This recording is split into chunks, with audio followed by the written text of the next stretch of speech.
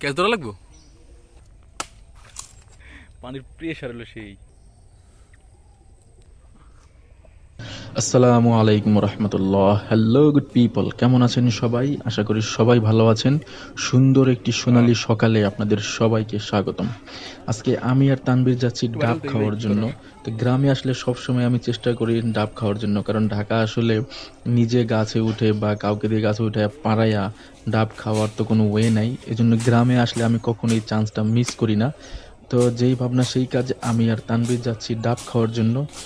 তো পথিমধ্যে যাওয়ার পথেও রাস্তার উপরের কিছু আগাছাগুলো পরিষ্কার করতেছে, যেহেতু এখান দিয়ে মাঝে মাঝে যাতায়াত করা হয়। তো বৃষ্টির সময় এখানে অনেক জোক উঠে থাকে, এই জন্য রাস্তাগুলো একটু পরিষ্কার করে দিচ্ছে। হ্যাঁ, ভালোভাবে করো। কি করতেছে? এই এই সাইড দিয়ে করো, এই পাশে কতগুলো আছে দেখো। হ্যাঁ ঠিক আছে, ঠিক মতো হইতেছে। ওই গাছ কোন জায়গায়? যদিও এখানে হাঁটতে হাঁটতে একসময় রাস্তা তৈরি হয়ে যায়, বাট বৃষ্টির সময় তো তাই অতিরিক্ত পরিমাণে আগাছা তৈরি হয়েছে এখানে, জন্য পরিষ্কার করা লাগে। যাই হোক, তো আমরা পুরা পুকুর পার ঘুরে যাইতেছি ডাব খাওয়ার জন্য। চাইলে আমরা ওই সাইড দিয়ে যাইতে পারতাম, কারণ যাচ্ছি কেন আমরা এখান দিয়ে, কারণ বাড়িতে লোকজন অনেক। যদি এখন ওই সাইড দিয়ে যাই সবাই দেখতে পারবে যে আমরা ডাব খাইতে যাচ্ছি, তো তাদের জন্য দেখা যায় 10-15টা পাড়া লাগবে। সো আমরা এই হ্যাসেলটা নিতে চাচ্ছিলাম না, এই জন্য আমরা এই সাইড দিয়ে পুকুরের পাড় দিয়ে ঘুরে যাইতেছি ডাব খাওয়ার জন্য, যাতে আমরা শুধুমাত্র 2টা ডাব পেটে রিল্যাক্সে 2 ভাই খাইয়া চুপচাপ চলে যেতে পারি। তো যাই হোক, এই জন্য আমাদেরকে পুরো একদম পুকুরের পাড় ঘুরে একদম যাওয়া লাগতেছে। এই গাছটা কাটলা কেন? ও আচ্ছা, ঠিক আছে, ওকে। সো দেখতে দেখতে আমরা চলে আসছি ডাব গাছের কাছে। না, একদম গ্রিন কালার থাকবে, টকটকে কুচি ডাব খেতে হবে। এই লাল হয়ে গেছে, এগুলো খাওয়া যাবে না। যাই হোক, তুমি তো আসোই, দেখো খুঁজে খুঁজে পারো, ঠিক আছে? ওকে, ফাইনালি আমরা চলে আসছি আমাদের কাঙ্ক্ষিত ডাব গাছের নিচে।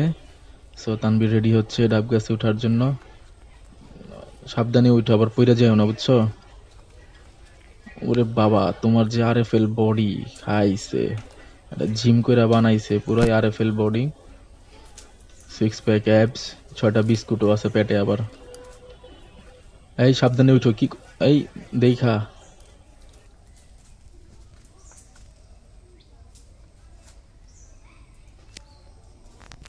আমাদের কাছে যেহেতু রশি নাই তাই ক্যাচ ধরতে হবে। ক্যাচ ধরমু? হ্যাঁ পারছো তো। ক্যাচ ধরা লাগবো, দাঁড়া দাঁড়া 1 মিনিট। তো যেহেতু আমি ক্যাচ ধরে ডাবগুলো ধরছি, এই জন্য ক্যামেরাটা কোথায় রাখবো খুঁজে পাচ্ছিলাম না, এই জন্য আপনাদেরকে দেখাইতে পারি না যে আমি কিভাবে ক্যাচ ধরলাম। ফাইনালি আমাদের 2টা ডাব পাড়া হয়ে গেছে, এখন কেটে কুটে খাওয়ার পালা। তো আমার আর সহ্য হচ্ছে না, তাড়াতাড়ি করো, বুঝছো?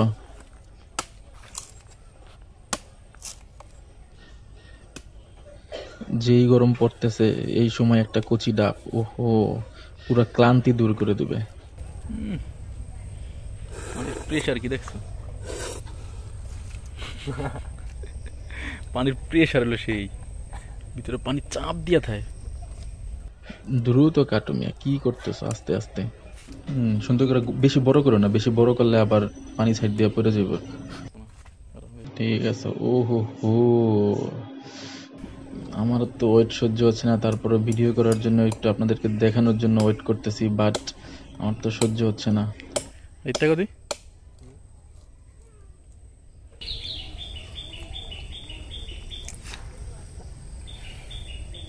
অনেক পানিতে শেষ হয় না। নাও এবার তুমি খাও। ওরে বাবা, খাইছে কি? পানি শেষ করতে পারতেছে না, অনেক বেশি পানি। আমারটা তো আমি অনেক কষ্টে শেষ করছি। খাও খাও, জীবনে কি আছে, জীবনে বাঁচতে হলে প্রচুর খেতে হবে, খাও খাও। ঠিক আছে, পানি খাওয়ার পর্ব শেষ, এখন ডাবগুলা কাটার পালা।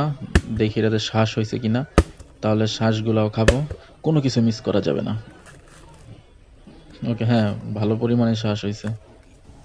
এবার চামচ দিয়ে ফাইনালি এটা উঠায়া খাবো। তো যাই হোক, ভিডিওটা এখানে শেষ করতেছি, দেখা হবে পরবর্তী কোনো ভিডিওতে।